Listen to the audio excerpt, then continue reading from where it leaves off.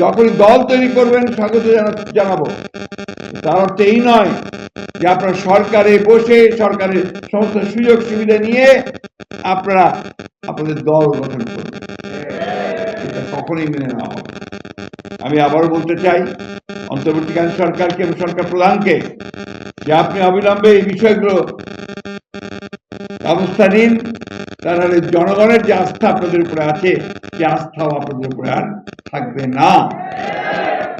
আমি যখন প্রথম বলেছিলাম যদি এই অন্তর্বর্তী সরকারের কেউ নিরপেক্ষতা হারায় তাহলে আরেকটি নিরপেক্ষ সরকারের প্রয়োজন হবে বলেছিলাম না? কেন বলেছিলাম তা এখন প্রমাণ হচ্ছে। তখন তিনি বলেছিলেন যে আমি নাকি 1-11 দিকে নজর দিই। আমরা 1-11 ভুক্তভোগী। 1-11 যারা তৈরি করেছে তারা টিকতে পারেনি মানুষের কাছে।